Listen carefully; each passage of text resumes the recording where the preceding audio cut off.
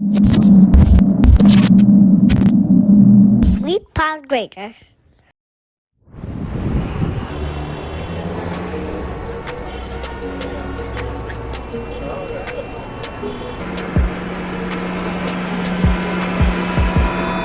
What it do? This your host Big Worm on CitySpeaksPodcast.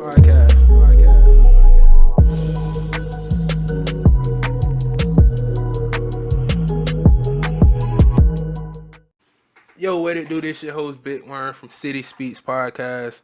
Now, right now, we chopping it up with my boy Morgan Nelson. Right, how you doing? How you doing? I'm doing great. I'm doing great, man. Thanks for asking. I'm gonna jump right into it. I just finished your book this morning. Nice read. It was cool to see somebody that go through adversity and then get out and trailblaze. So I'm gonna salute you for that. Well, let's start from the beginning. Let's jump into the early life of Morgan Nelson, bro. The early life of me, as far as what, like how I grew up as an adolescent. Or... Early life or just upbringing. Okay, well, like in my book, I was raised in a single parent home, pretty functional. Can't complain really, but I was the only child for 13 years, and a lot of people think that's a benefit, that's a blessing, and it was to an extent, but it got kind of lonely because like my mom, I was spoiled. I ain't gonna lie, I was spoiled. So my mom gave me a lot. I was the only child, but I got a lot, but I didn't really have nobody to play it or share it with. So that was kind of a problem. But and also me being by myself, like say I have a fight with a neighborhood kid, I fight him, I beat him up, and it was a fair fight. I beat him up. He go get his big brother. It's over with for me. I get beat up. You know what I mean? I ain't got nobody to go run to. I had my cousins, but they was only there on the weekend. But that's basically much my upbringing. And my mom, she was such a hustler, such a provider. It was times where she worked 3 jobs, man, just to provide, put food on the table, and make sure I had. But that was awesome. But it was a drawback to it as well because, unfortunately, she wasn't present as she should, and that kind of affected me in a major way, because it's like I was missing my mom, and I didn't really understand the importance or the severity of what she was doing while she was grinding. I was like, man, I can barely see my mom. I need to see my mom more. Like if you're in a relationship, man, girl, she always working. Hey, baby, can I get a little time? So that's how I was with my mom. And unfortunately, man, to gain my mom's attention, I would act out in class. I would act out in school a lot of times. Really, it may sound crazy, but wanting the principal or the AP to call my mom and tell them I would be back so my mom can just come to school. Even if I got a whooping, at least my mom, I'm there giving me attention and got to stay from work because you got to discipline me or whatever the case may be. How your relationship with your pops now? In the book? Pops? Oh, yeah. In the book, I got a chapter called No Pops. And the relationship, it's okay. It's okay. It's not where I want it to be, but at this day and age, I just accept it for what it is. I take it for what it is. At least I'm communicating with him. At least I have the opportunity to call him on the phone. He can call me, converse, give me advice every now and then. And it's okay. It's okay. Gotcha. But it's funny that you mentioned that because at the book signing, he mentioned like no pops. I was like yeah, what you want me to lie? I can't lie to the people. This is my life. It's true, man. This is what I went through. This is what I felt. But yeah, it's all good. It's all good. It's all love because I can't hold it against him forever because I never grow. And it still don't change the fact that what happened. So I just move forward. I never forget though, but I move forward and just take it day by day and just grateful at least I still got a dad. I got you. Detour, the book. How's the feedback been on it? Oh man, listen, man, it's been going crazy, man. Like, I ain't even gonna lie, man. I didn't expect it to do this good at its inception. Like, people have been hitting me up left and right. Sometimes I get tired, man. I just mailed off some books the other day, and then you got people that want me to actually pull up on them and sign it right in there, take a picture. And I can say, man, my first month I released it, man, I sold over 200 books. That's why I made a little TikTok video, celebrating, doing my little dance. But it's true, sold over 200 copies, man, and it was amazing, and it's a blessing. I'm just glad that people subscribing to my story, man, and actually intrigued, to hear my story. So it's been doing pretty good, man. I'm hoping that it continues to do good. What made you want to do a book? Out of your whole journey, what made you say like, okay, I need to write a book? Or was that not the journey? Was that not the thought? Well, it always kind of been a thought, but I never really took it serious. But the two factors that made me take it serious was at the time my girlfriend and my homeboy Jeremy Blunt, which he's an author himself of Football to the Feds and Return Specialist. But those two, my girlfriend at the time, she was always, man, boy, you need to write a book. You need to write a book. You need to share your story. People need to hear this. It's an inspiration. It can be motivational, et cetera, et cetera. And then Jeremy, my homeboy, he was telling me, like, listen, man, the book opens up so many doors. Mm-hmm. This is why, like he used to say, man, this is why I'm in the position I am today, because of this book. People giving me opportunities and want me to be in certain positions because I wrote a book. It's basically just like a business card, and it heightens your credibility. So I finally said, man, I'm gonna take him up on the offer, and it was cool because he had came up with a course. It was called How to Become an Author, a Self-Published Author Within 90 Days or Less. And he launched it, and I took advantage of it, and I did it. And he kept me accountable, man. I wrote my book in 2 months, But it wasn't easy. It was very challenging because what's the process of writing the process book, is to give you a synopsis. Is like you had to take at least an hour a day, every day. No undisturbed. I'm talking about no girl, mom, nobody. I don't care. Put your phone on undisturbed or turn it off. Give yourself an hour a day. Isolate yourself. Put yourself in a room and just write. Don't worry about grammar. Don't worry about punctuation. Man, just write your thoughts. Because it's gonna come. Because it's like a form of therapy too. Right. Yeah, therapy. Writing. Because if you focus on grammar and punctuation, you might develop what they call writer's block. Mm-hmm. And now you get into this state of mind where you feel like you can't move forward, and then you just spent a prolonged period of time and nothing on a piece of paper. Now you're feeling defeated. So that's what I did, and he gave me some advice. He spent some time with me, and I just went through his course, man. And his course was only $10. So and of course that's my homeboy, so I wanted to support him anyway. And invest in myself. So that's what I did. And that's how we got this product right here. So is it any more books in the future? You know what? I was actually contemplating that because I've been getting that question a lot, and I'm really thinking about it. It just might, because a lot of Detour, it fixates on my upbringing and really my excursion during the incarceration phase. But I do want to make a sequel, regarding how I'm doing as a free man. What I did when I was looking for that. Yeah. In the book, I'm like, yeah. Just I put the home run. It's time to make a home run. But I do want to let people know how life has been for me. Since my incarceration, things I've done, some of the businesses I developed, some of the mental stress that I've endured. Yeah. And because it ain't always been great, it ain't all been gravy, man. I faced temptation. I've been in some situations, but man, I had to persevere and remember where I came from and had to stay strong and push forward. So yeah, in the future it might be another book. Got you. Now you mentioned your incarceration. You had to go lay down for a bit. Yeah. Before we jump right into it, what you think led up to that particular situation? Honestly, it's simple, but it's true, man. Choices, man. Just being an adolescent.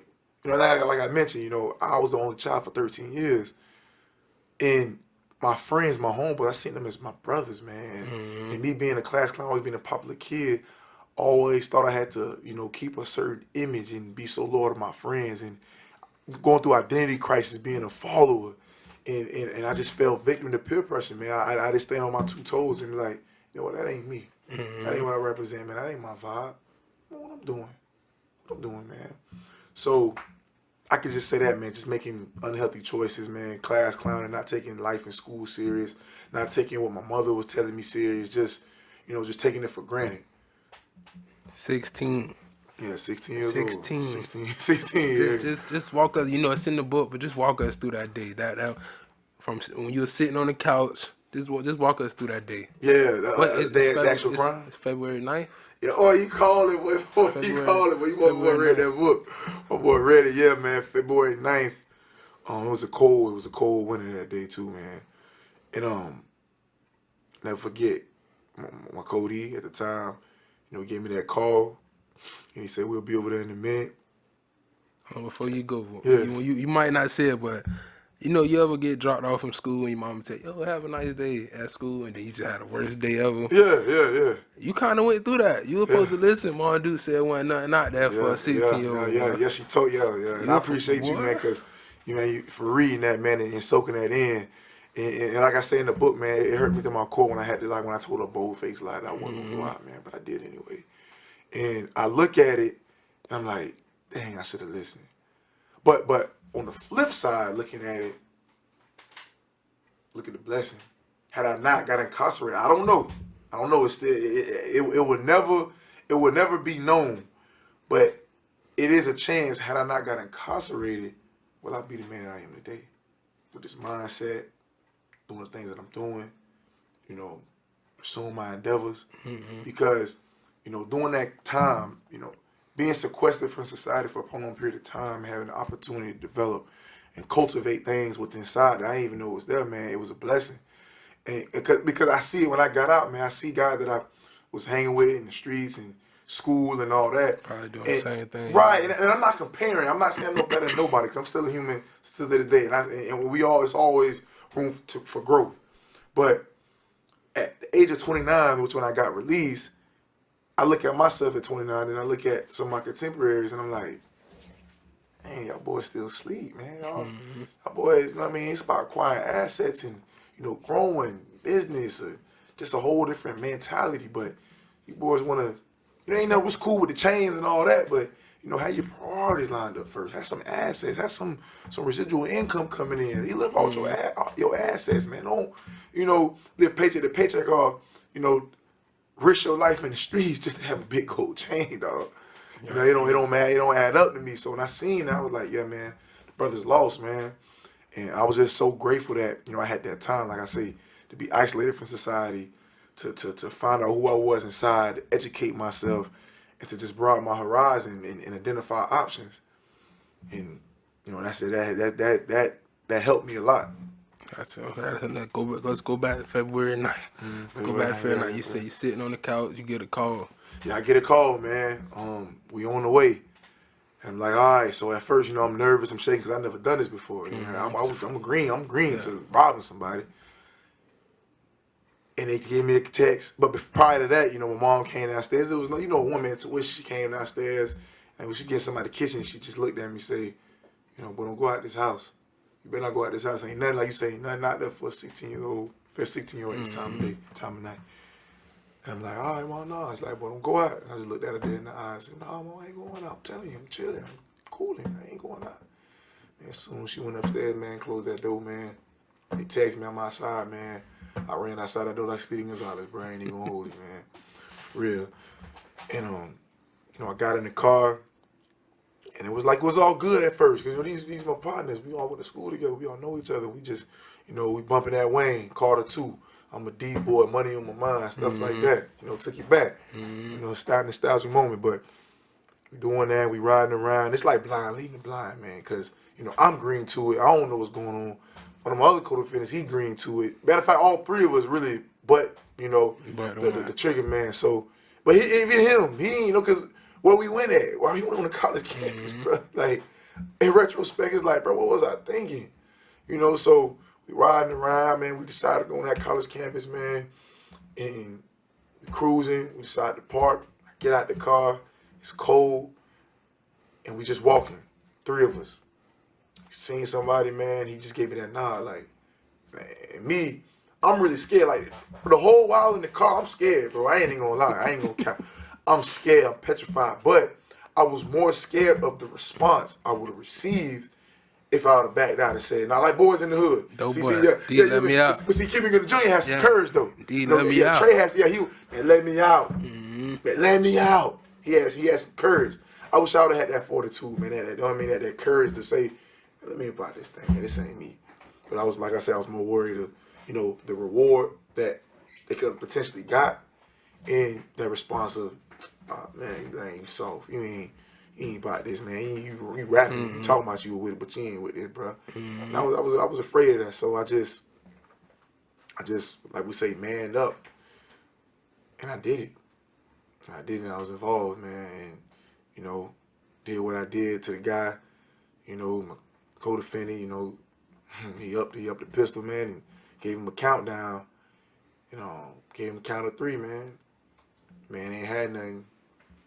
Rest is history. My boy went out with like a G2 a little bit. He said, man, you might as well do what you gotta do. Yeah, because I ain't got nothing. Lord, that's crazy. Give me chills every time I think about it, man, because it's like, that can happen to me. Happen to anybody. Happen to anybody. I ain't got $1 million. What are some young bucks that really don't know no better, oblivious, trying to get into something that they really don't understand the severity of, and they get up. I mean, y'all boys, I ain't really got nothing. I got a phone, I got a couple dollars, but I ain't that type of, I ain't got it like that. I'm working hard for mine. And they just count to 3 in my life. What was that next? I think we went to school the next day. Yeah, because it was a cold case. It was a cold case, man. How we ended up getting caught, man, is that unfortunately, out of oblivion, I'm assuming, my co-defendant decided to use the same firearm that did that crime with for another crime. Instead of get caught with that. Forensics. And unfortunately, they had the driver at the time. They had a picture of his license plate. Now they all caught us on camera running, who was unidentifiable. But they got his license plate. When they got his license plate, they ran down on him, and the rest is history. Do I blame him? Do I hold a grudge? No, because we were 17 years old. That wasn't his element anyway. Neither one of us are cut from that cloth or those type of dudes. So how can I be mad in retrospect? Just just being honest with myself. Just a kid, bro. So the rest was history. But yeah. So tell us about the day when they actually, cause you went a couple weeks or something without them. Yeah, like I said, it was a cold case, man. Listen, every day was scary because I never knew. I actually had a friend, man, and God bless the day, he's no longer here with us. But I told him, and my girlfriend at the time. And my girlfriend at the time, she took it for a joke, like, man, stop lying, you hollering. And I'm like, no, I really was involved in this. It's real. But she thinking I'm lying because that ain't that ain't my vibe. That's not who I am, and she know me. And she said, all right. And I'm like, you kind of nonchalant for me telling y'all was involved in homicide, bro. You tripping. And she's like, nah, I just don't. All right, okay, all right. And then I told my partner, and when I told him, he was appalled. He's like, what, for real, bro? Like, what you doing? What you thinking? I'm like, bro, I don't know, bro. I don't know, bro. And a week later, man, he called me. I was on the bus, man. And he say, hey, bro, you telling anybody you told me about, bro? Come to my crib, I got something to show you. So, boy, right there, I got the BG. My stomach go to turn, and boy, I almost dropped the turd on the bus. Boy, I'm nervous. I'm scared, man. And I'm like, man, what can it be? So now I feel like, I'm paranoid. I feel like I'm a fugitive. I feel like I need to get out of the country or something, man. I'm scared. So I walk to his crib. After my bus stop, I go to his house, man. He throw me the Florida Center. Voila. Guess who in there? The 3 amigos, the 3 musketeers running across the USF campus. Unidentifiable, but I knew that was me. So at that point, this big now. This big. Oh, yeah. And at that time, they had like a $50,000 award for anybody that had any information pertaining to this case. So right then now, I'm starting to question my home. We're like, hold on, they took my 50 grand. You gonna tell on me? You supposed to be my partner, but you know what I'm saying? What you gonna do? So I'm looking at him. You know what I'm saying? Hello. So, but fortunately, he didn't. But it's just, man, having that paranoia and then seeing it on the news. I'm seeing my case on the news. I'm sitting on my couch seeing they talking about this, discuss this case on the news. And I'm like, dang. But I'm thinking we all good because it's a cold case. Mm-hmm. But like I said, man, my co-defendant, he decided to do that crime with that gun, man. The forensics, and unfortunately, in due time, they was able to get, that camera shot of the license plate on Cody. It all faltered, man. So karma caught up with us. They come pick you up from school? Man, they came to pick me up from my house, man. The first day of spring break, March 18th, 2006, the first day of spring break, bro. Man, I had plans going on. I had my then girlfriend. We was finally finna have sex. I was finna go to the beach with my partner. I had the whole thing mapped out. All that ended March 18th, about 8 o'clock in the morning. My mama, I'm asleep, having a good dream. Mama knock on the door. Baby, I don't know why, but detectives downstairs, they want to talk to you. And in my mind, I already knew what time it was because they came to come see me a couple times in school, inquiring about my co-defendant. You know, I'm not, I don't know nothing. Nah, I ain't got, I don't know. So, all right, cool. So, when she said it, I'm like, immediately I know what time it is. And there it is. I go downstairs, it's the same two detectives that was interrogating me at my school. And I'm like, what's going on? He's like, Nelson, we got information that you were involved in a homicide. You know, that you played a role in a homicide. And I'm 16. I'm like, homicide? What is this? A movie? You talking like I'm a, Went down there. My mom, she was being a mom, being a protector. She was trying to protect me, like Trying to give you an alibi. Yeah, give me an alibi. But I'm so green and so scared. Cause my mama just had my little brother, so I don't want mom to get in trouble trying to lie for me. So I was like, mom, I go down to the police station and talk with him. You ain't even know she was supposed to come with you. Yeah, I ain't need to. Man, they don't tell you all that. That's the game. See, not saying because what I was involved in was terrible, and I shouldn't have been. And what I did was wrong, and I deserved to do the time that I had to serve. Because unfortunately, somebody's life got taken, and I'm still having the blessing to be able to speak with you on your podcast, man. So I take that, gracefully because that man ain't deserve to die. He ain't do nothing. He was an innocent man coming from work, and it hurt still to this day. But that's how they do it, though, man. They especially on the young, they know. We've been doing this for 34 years, man. They know how to get, whatever they want to get up out you, if you not know, if you're oblivious. So, they got that I'm a co-defendant, and it was just back to back, and I'm in the interrogation room. I'm lying. I'm thinking I'm 2 quarters slick, but they know everything. I'm like, how they know this truth? Kind of find out why the whole time they interrogating me, they had my other co-defendant in the room, and he telling the whole truth. And they're like, oh man, we dead. Next thing you know, I hear somebody crying. I'm like, oh, they had this man here the whole time. But that's how they play it, man. That's how they do it. So you get, now you going like, when do you get the whole lawyer, they coming to talk to you, what you need to do? Yeah. When did that happen? That happened when I actually got in the county. When I got in the county at first, when I got incarcerated, they put me in the Jackson in the east side by Falkenberg. And I had a PD, and they assigned me a PD that happened to be the murder charge. Like that was like kind of like a story. What's a PD? A public defender. Oh, a public defender. Okay. So they had assigned me a public defender that just so happened to be the murder charge. So you had Nah, not really. It's still a public defender, he just be the murderer. Yeah, he just be the murderer. I'm like, I ain't really trusting no public defender with my life with a case this vast. My mom wasn't either, so my mom was like, you know what? Thank you, but no thank you. We gonna go and get him a private attorney. And she hired me, Mr. Joe Bottaford at the time. Joe Bottaford, he did what he could do. He did what he could do. We feel like he did a little better, but now that I look at it, homicide, accessory principal, attempt on robbery, 15. Sometimes a bid, but ain't the end of the world. And the judge told me that when he sentenced me. At first, I'm like, man, what the judge? Hit the guy with pow. Nelson, I know it's a long time. You might not be able to stand this right now, but we're gonna sentence you to 15 years. Consider this a blessing. You're gonna be grateful. You're gonna thank us in the future because these particular charges, man, we can really put the nail in the coffin, but we're gonna give you 15 years, give you a second chance at life. And at first, bro, that's going one out there. I ain't, bro, you just sentenced me to 1 year less than what I done lived on the street 16, as a free man. Gave you 15. Gave me 15, 1 year less than what I lived on the street. So I didn't fathom. I was like, bro, what's going on? I ain't hearing it. I ain't understanding. But as time progressed and as I doing time, it became a man. I go to prison. I'm seeing dudes with lesser charges than me with 30, 40 years. I'm like, whoa. Carjackings, life sentence. Even though that's a very violent offense, but ain't nobody died. You know what I'm saying? Burglary, armed burglary. Regular burglary, 15, 10 years, 20 years. Like, so I wouldn't you 16, you get sentenced to 15 years in prison. What's your mindset? What's your mindset going on? What you talking about? In the county or going to prison? Once you got sentenced, you going to prison, not like yeah. My mindset. What you thinking? All right, so let me say this. I got sentenced. I got locked up at 16, but I got sentenced to 15 years at 18. But I did 2 years in the county. So, but I got sentenced at 18, so I went to prison at 18. But man, when I was going to prison, man, I'm like, man, this is real.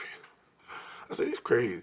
I started thinking about the movie Life, man. Martin Lawrence and Eddie Murphy, but the only difference with mine wasn't nothing funny. Wasn't nothing funny. Wasn't nothing funny, bro. Wasn't nothing funny. Wasn't nothing funny. This was real. So I'm just contemplating, like, man, what I'm gonna do? Am I going to face some of these prison myths that I've been hearing, or the cannonball on the bed, and I got to give a list and all that? And I made it in my mind, like, listen, I ain't the toughest, roughest guy. I ain't no gorilla, bro, but I ain't finna be buying nobody no canteen, and he ain't finna do what you want. We ain't finna have your way with me, partner. I got that gonna die by mine. You know, you hear that little. So I'm always already prepping myself, like, man, as soon as I get in my door, whatever I gotta do, man, I'm letting it ain't whoever beat me up, whatever, man. We gonna run it though every time. I got a couple partners in prison. My only question I really, really want to know, how much stuff costs in prison, bro? I feel like I send my dogs money a lot. Yeah. And I be like, bro, what are you buying? What are you buying, bro? Nah, listen, man, in prison is the only institution I know today in America that's actually getting away with price gouging. Okay. Bro, they charging 90 cents, basically let's say $1 for a soup. You know, like the ramen noodle square. The little cup noodles. Not a cup, a square. Not even a cup, a square. No vegetables. See, the cup needs to give you vegetables. And the season already coming in. Just the block. 90 cents. That's $1. So how long, I send my dog 100, how long should that last in prison? Man, nowadays at this time, man, for real, bro, man, it might last him 2 days, bro. 2 days? Bro, it's expensive, bro. Jesus It's Christ, expensive. 2 days? It's expensive. And then when you get to the little canteen, we get a little canteen and incarcerated, man, we get a little spoiled. We don't want to go to the chow hall because, the food in chow hall ain't really that tasteful. So we go lay back like fat kings and just, hey, man, breakfast, lunch, and dinner. We eat in the room. We eating the dorm. Oatmeal, honey bun, peanut butter squeeze, goulash. Got the fish, got the tuna, the mackerel, the mayonnaise, the relish, whip up a little sauce, man. And you go to China, it may sound nasty to you, but when you're in that situation, Best thing cooking. Best thing cooking, but you feel like Chef J Magic cooked it or something for you. 16 you go through, you in prison. You went straight into confinement, all right? And in the county, because my co-defendant was in the general population, they wanted to keep it separate. But when I was in prison, I went straight to general pop. Why did they put you in? They put you in that. That's not a good thing, though. Why would they put you in? Well, they did it because it was 3 of us in the county at the time. We were all on the same case, so they didn't want us, conversing about the case because we could all come with the same line, same story. Then it could be invincible. They know that. They knew that. Excuse me. So they was like, man, we're gonna keep it separate. To keep them from plotting and coming up with a plan. So the trigger man, he was in general pop. The driver, he was in male confinement. And then, lucky me, I was in the female confinement. Right. So you already know it's like heavy for me. I mean, I'm around the little ladies. I actually had a lady, she was next door to me. I used to talk to her to the little microphone. Her name was Galinda, something like that. And then she was pretty, man, red bone. She had to be at the time like 22. She was pretty, but at the time I'm thinking that's real old. I'm like 16. But she was a grown woman. You think she older? Yeah, I'm thinking she older, but really like today I'm like, oh, she was a little girl. She was a little girl too, But yeah, it's funny looking back. So we used to be vibing every night and just be talking. She'd give me advice, and she was in prison for like a Dumb County for like attempted murder or something like that. I'm like, whoa. She told me some little stories and. We used to just vibe out, and I was just grateful that I had the opportunity to talk to the opposite sex. And when it's time to take showers, they open the door, you can see a little female. Sometimes you might get lucky to see a little something, get your little eye candy or something. Something you can take, a little memory image you can take back to the room, and you know what I'm saying. But yeah, man, it was crazy, man. It was a hell of an experience for real. Being that young, going to prison, what were some of the challenges you faced? Oh man, what challenge didn't I face? The first is knowing who you are, what you are and are not gonna do, what you're gonna stand on. Being assertive, cause being young, you got people, they prey on that. Well, young, he oblivious, so I can run game on, I can run circles around and manipulate him to do the things I need him to do, or get his canteen, or be what we call a crash dummy for me, which means, telling you to do certain acts that I won't do. Myself. But I won't do myself, but I need it done for the sake of a movement or a strategy, whatever the case may be. So being assertive, though, and when I say assertive, in the balance between aggressive and passive, because you can't be too aggressive because then you're going to have a target on your back. Now people going to look at you and like, man, you really living like that? Is that really who you are? You know, and then you got to be careful because if we too aggressive on that bully stuff, man, the softest person can put it in you, can stab you. I'll give you the business that you ain't even expecting because you underestimate everybody. You know, a man is a man. Don't never get it twisted. But then you can't be too passive, man, because you be deemed weak. And when you weak, man, everybody going to try you. Everybody, next thing you know, man, because like I say, man, it's serious, man, it's funny. But I tell people all the time, man, you gotta hold your own in prison because if you weak, man, you passive, man, you'll find yourself watching another man draws, bro. Somebody fresh off the court. I mean, here you go, God, don't watch them. Trying you. Talking to you any type of way, slapping you. Family sends some money from canteen. They see you with that big bag, let me get that. I done seen it. You know, so that's the biggest challenge, man, you know, being assertive and knowing how to maneuver amongst the guards because not only do you got to worry about the inmates, you got to worry about the guards too, man. Place where I was at, man, they known for putting their hands on inmates. So they're taking the back room with the captain and the big wigs, you know, knowing of it. Beat you down, man, for a small infraction.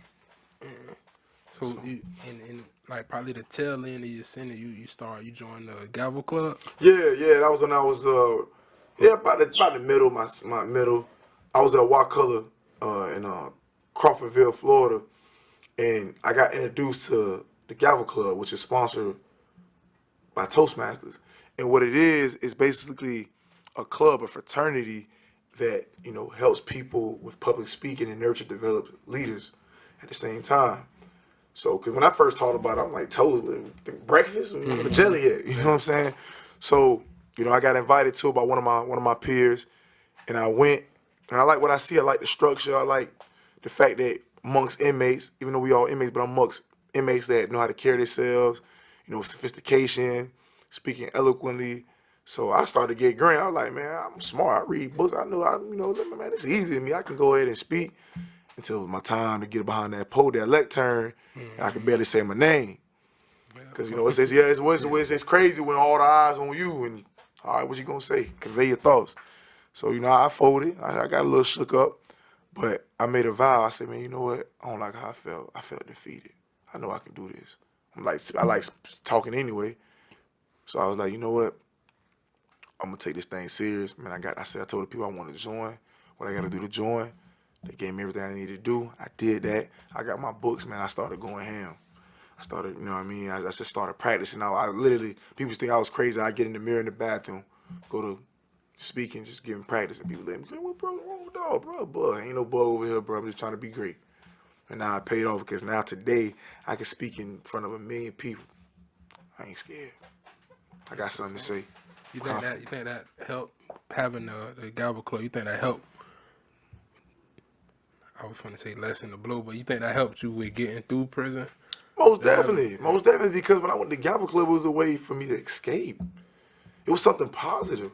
At times, it didn't feel like I was in prison until the guards wanted to be, you know, jerks and interrupt on some, you know, Bogart type stuff. But other than that, man, we had amazing sponsors. I had one of my sponsors by the name of Alex Forges, a guy out of Miami, but at the time he was living in Tallahassee, man. He used to do amazing things for us, man. He used to bring us toothbrushes, and you know, that day at the freeway, we look at a toothbrush like, what's a toothbrush? But in a toothbrush, a regular street toothbrush is a big thing in prison. You know, you don't have them. You got the little itty bitty where you can't even barely get behind the molars. So when you got a traditional, you know, toothbrush, you tend to cherish that. And you know, he just do a lot for us. Just showed us a lot of love, and you know, I just took a liking to him and took the club serious, and now it paid off. Now I'm able to have the confidence to convey my thoughts accordingly, and it just makes me feel good as a person. Like, here I am, convicted felon. But bro, I feel like I know without a doubt I can spit semantics with the best of them. Barack Obama, Donald Trump, if he want to go to war with the words, anything. I mean, I'm just, you know, I developed that skill. Is there anything you would change about prison? Yeah, the reform, man. It should be better on the reform tip. But I can't say this. You know, they do reform, right? Do you think Do you think the inmates would buy into reform? That's the thing. That's the thing I was about to elaborate on, because they do have certain programs placed in prison. I'm not gonna sit here and lie. However, it's on the individual to want it and change. Because a lot of individuals, they'll say complain about it, but then when the opportunity presents itself, you don't want to capitalize off of, oh, it ain't real. Oh, they ain't going to do nothing when I get out. Oh, I got a job. I can make me some money out of that. And it's like, all right. So, in a nutshell, yes, I want the reform aspect to get better. And as far as the 85%, they need to really work on that. But back to this, I feel that it is up to that individual to reform himself, because I can honestly say I didn't depend on the classes and all that. Now I took advantage of it, but I didn't depend on it. I reformed myself by changing my mentality and reading books. In that library, just reading books, expanding my vocab, identifying options, just allowing books to take me. You remember Reading Rainbow? Mm-hmm. I used to hate that show when I was a kid, but as I got older and I started reading, I understood the essence of it. Take a look. It's in that book, Reading Rainbow. You go anywhere. I can do anything. I can go anywhere, Reading Rainbow, reading a book. I can go. I've been to Africa, Caribbean, or Europe, chill with the Vikings, chill with the tribe, the Ashanti tribe, and did all kind of things, man. In a 4x10 cell. So, that's what I did, man. I just reformed myself, and it helped. But another thing I would like to change, man, 85%. That's almost 100%, bro. It's almost 100%. Back in the day, they had a 65%, took a third off, and CRD and all this, man. And, I'm hearing stories from some of the old cats, and I'm like, dang. You would have been out, man. Yeah, heck, y'all would have been out, man. I probably did 5 years off 15, man. What's going on? But that and that food, man. That food is horrible, man.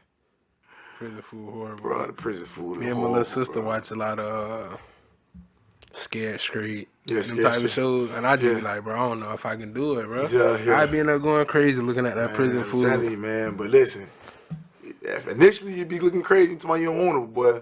A couple days go by, a couple weeks, and I start hitting that back, and you see this is the only option, boy. You see my TikTok, you gonna be you only got 2 minutes to eat, so you better get to it. A lot of people, you did 12.9 years. 12.9, yeah. They'll be talking about institutional. Like, do you think prison played a effect on your mental, like how you think? I gotta be completely transparent. Yes, yeah. It has. Sometimes I find myself getting a little antisocial and want to be alone. Unfortunately, man, still to this day, I still eat real fast. And even though I'm pretty successful out here, I'm doing amazing things, I'm getting to it. Because I've been gone so long, everything is urgent for me. It's really never no chill mode. I can never really just chill and really enjoy. It's always like, if I ain't do this today, I'm being unproductive. If I ain't get to the bag and ain't serving small, if I ain't make $1 a day, I ain't productive.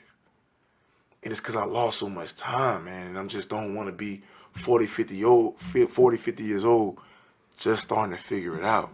Mm-hmm. All my contemporaries, man, established, nice house, great credit, kids, just living a good life. I'm afraid of that.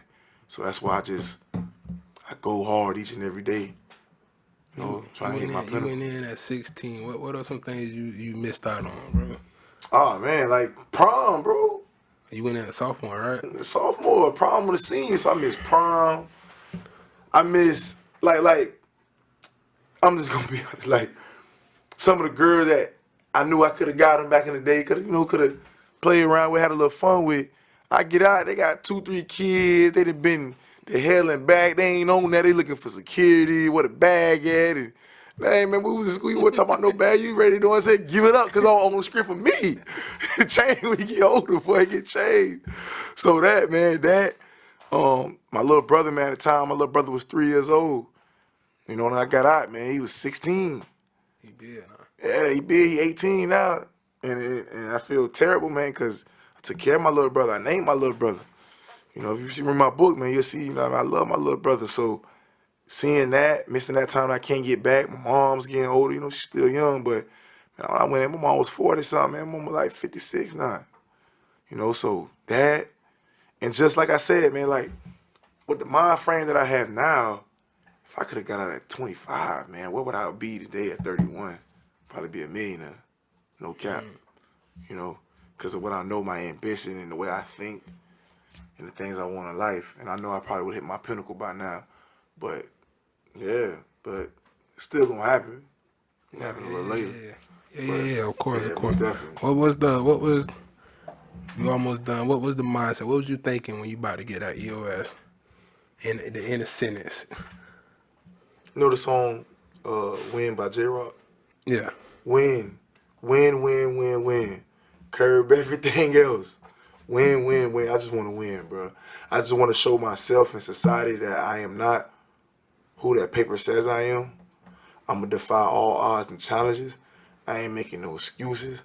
I ain't subjecting myself or just looking for handouts. I'm going to work hard and grind for everything I get legitimately. You weren't scared? You know, you didn't. You missed the a little bit because even though I'm an adult, I was ignorant to the fact of what it entailed to be an adult as a free man. You know, I knew what it being an adult incarcerated. Knew that, had that down pat. But as a free man, like prison, man, clothes get washed for free. May not be the best. Get washed. I was guaranteed 3 hots in the cot. Worry about no rent. Ain't worry about the light bill. Worry about certain things. When you get out, it's a grown man. You gotta worry about your bare essentials. It's real. You know, mama was there. Mama helped me out, supported me, gave me a little boost, but I'm grown, bro. Mama ain't finna just be holding my hand. I'm grown, I'm 29 years old. So to be able, I was a little nervous or intimidated of the acclimation. getting acquainted with being free. Getting acquainted with being free. So I could say that, but on the flip side, I was ready to get up. All right, let's go. I'll deal with all that when they come and get me up out this month. You know what I'm saying? So today the man you are now, you got a vending machine business. Yeah. You know, you working 9 to 5. What was the first step when you got out? What was like To get my business?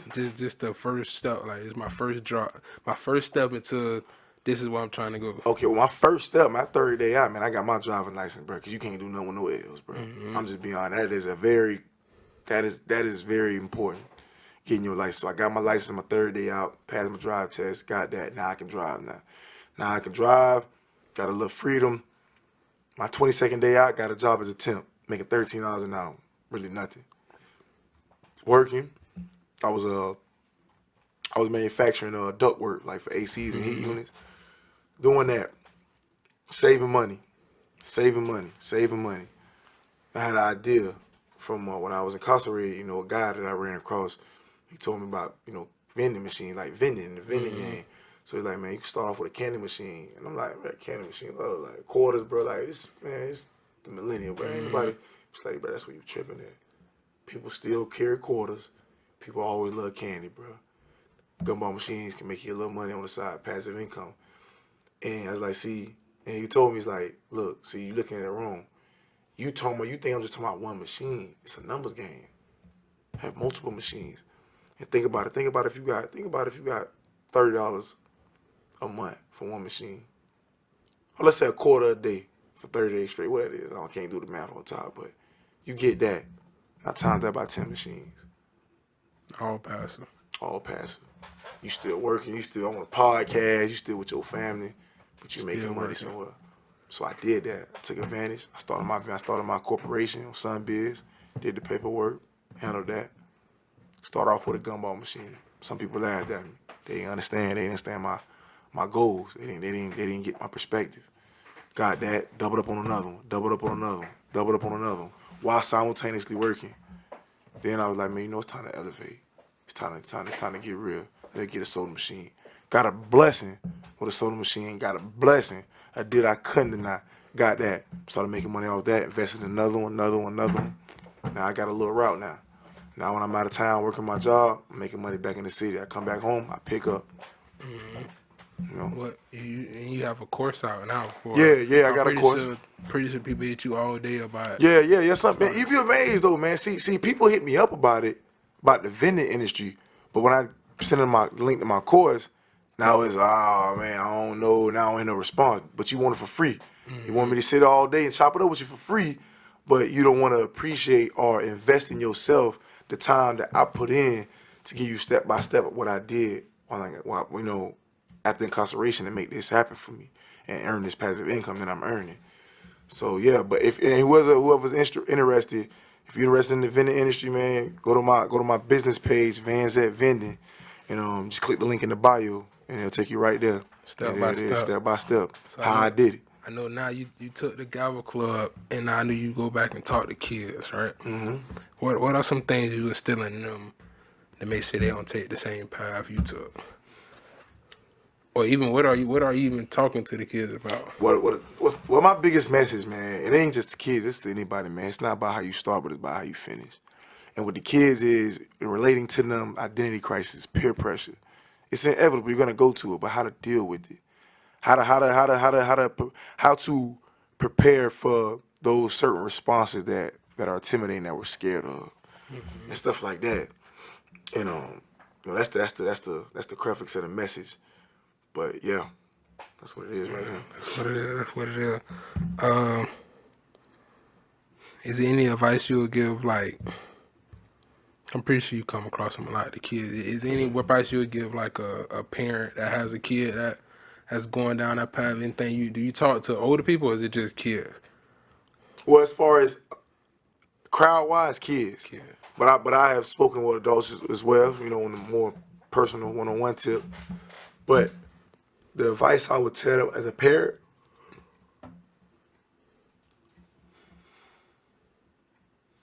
pay attention and don't try to shelter your kid too much.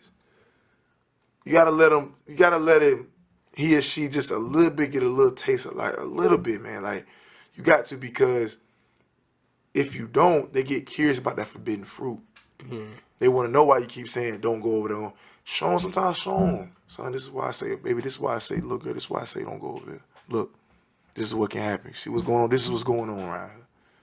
Don't be scared to expose them to certain things, man, because we try to, hide it from them, but we don't know that. That's just gravitating them. Like, why? What's about it? What about Eve?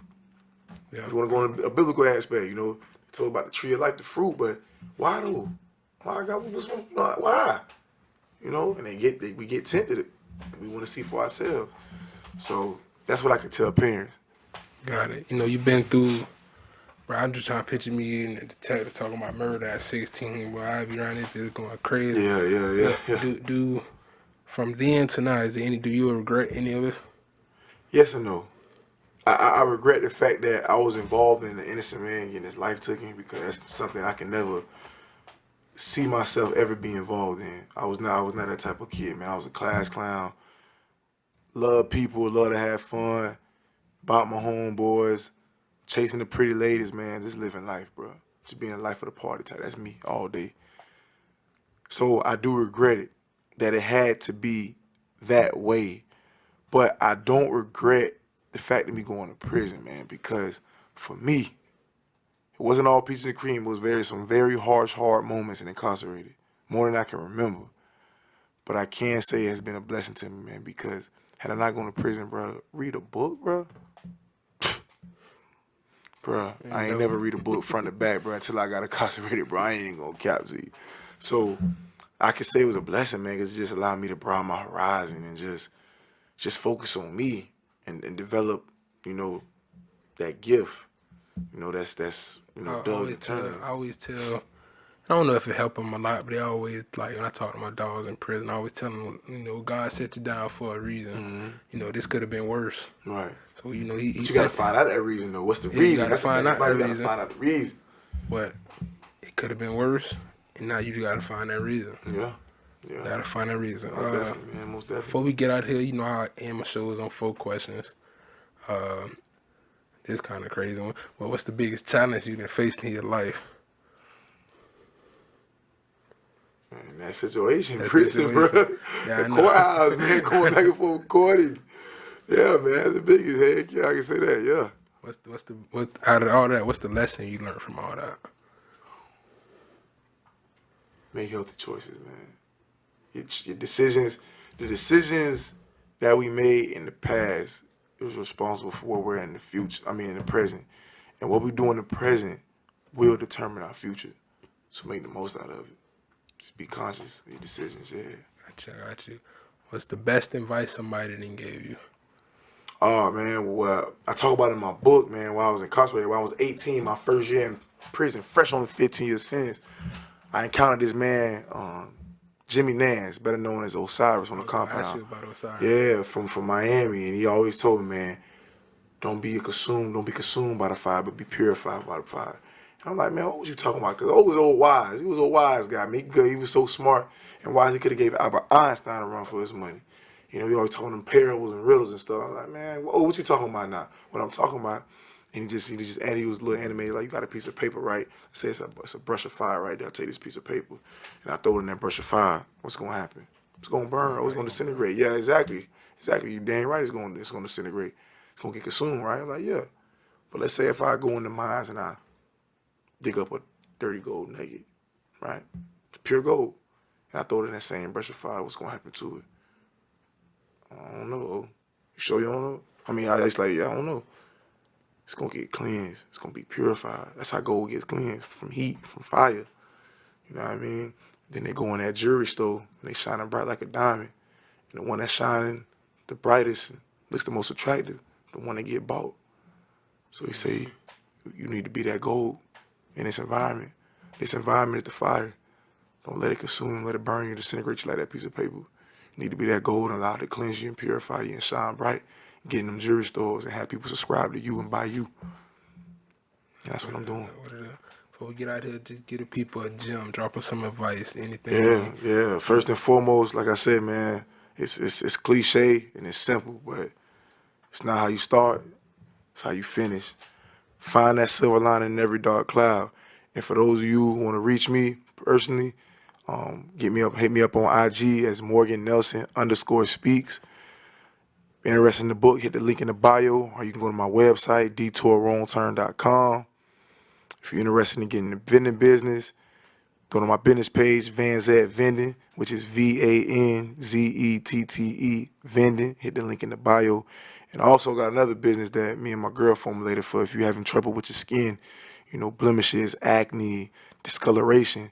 You can go to monaysbeauty.com and you know, see what we have to offer for you. And you also can visit us on IG as Monet's Beauty, but the beauty spelled with 2 Y's. So I'm always looking to help. If you got some group of kids that you're looking for me to come out and speak, give them some encouragement, some enlightenment, and some inspiration, DM me. We can work out something. Very flexible. We can make it happen. Yes, sir. That's what it is. Appreciate you for sitting down with me. Appreciate you for having me. Yes, sir. Big Earn, City Speaks Podcast. Morgan Nelson. Let's get it. We you out. Know.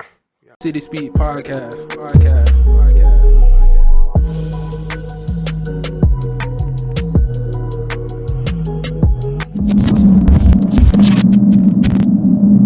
We pound greater.